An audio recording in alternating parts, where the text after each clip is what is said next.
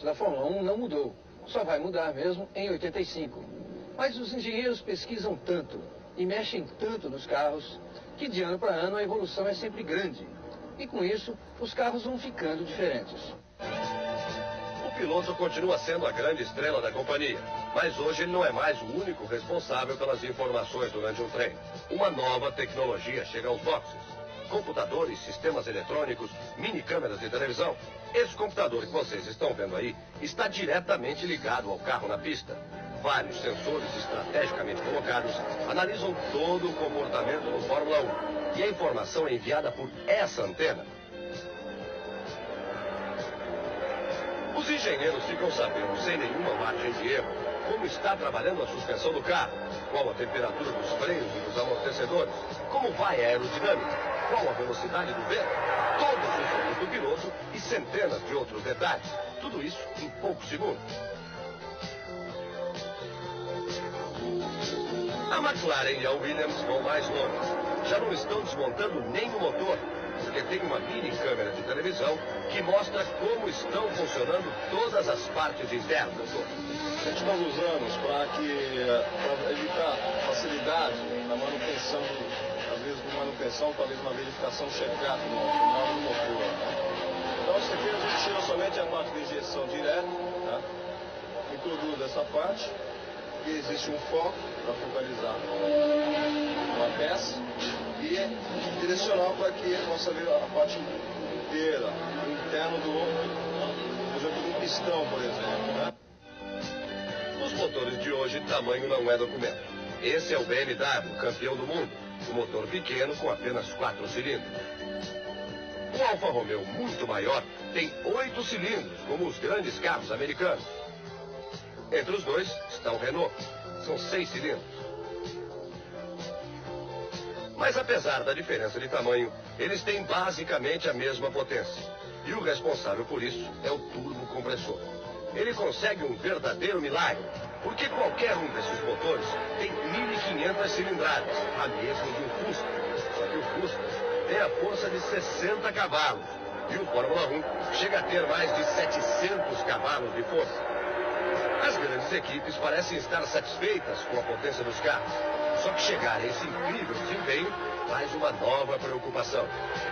O grande mistério desse ano é o consumo de combustível. A parada de boxe para reabastecimento está proibida.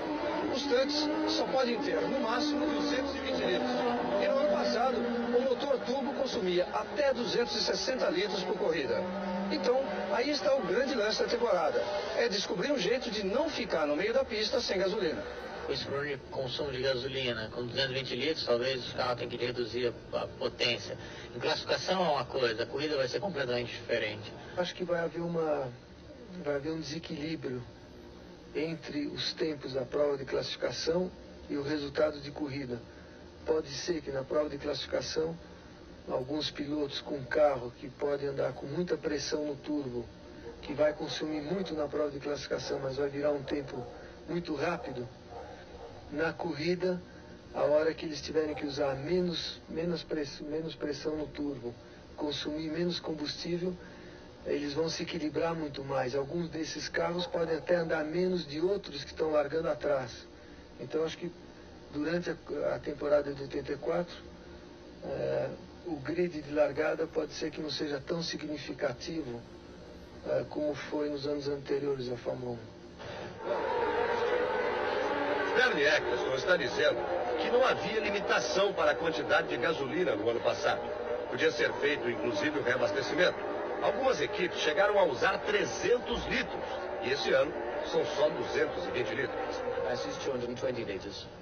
Vai ser muito comum, provavelmente, a parada de alguns carros nos finais de cada corrida, por falta de combustível, e até que as equipes se ajustem a essa nova regulamentação, muitas surpresas podem acontecer. Mas como a Fórmula 1 evolui muito, a gente também não pode descartar a possibilidade desse verão todo, que não houve provas, o desenvolvimento de algumas equipes ser suficiente para baixar esse consumo para os limites permitidos, Mantendo o rendimento, ou comprometendo muito pouco a potência.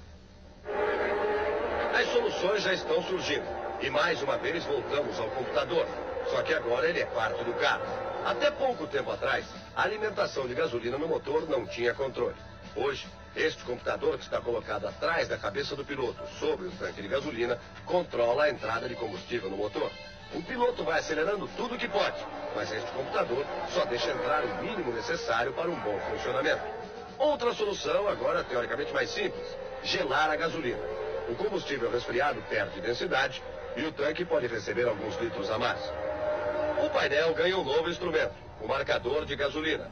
O piloto agora pode saber quantos litros restam no tanque e qual o consumo médio a cada volta.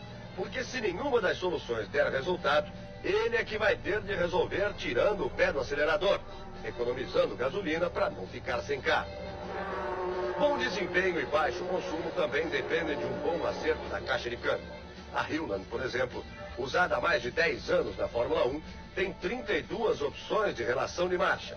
De acordo com as características do circuito, ajusta-se cada uma das 6 marchas, mais curta ou mais longa.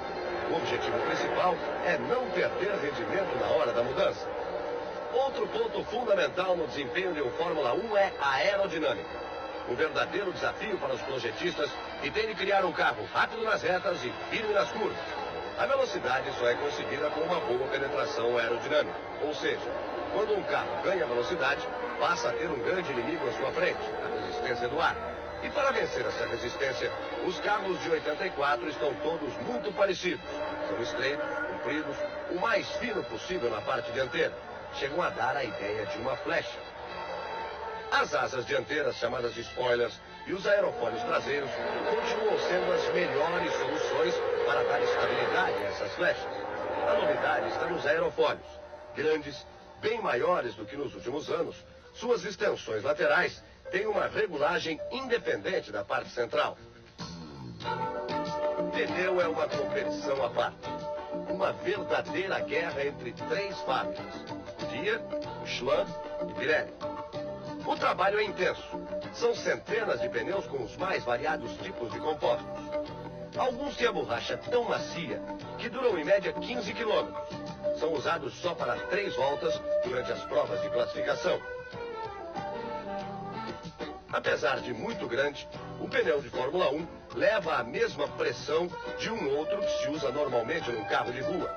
E essa pressão tem que ser mantida durante toda a corrida. O que vocês estão vendo agora é a válvula expansora, que mantém a pressão e evita uma explosão em alta velocidade. O balanceamento tem de ser preciso, porque qualquer trepidação provoca desgaste. Pneu desgastado significa falta de aderência. E aí, não tem solução.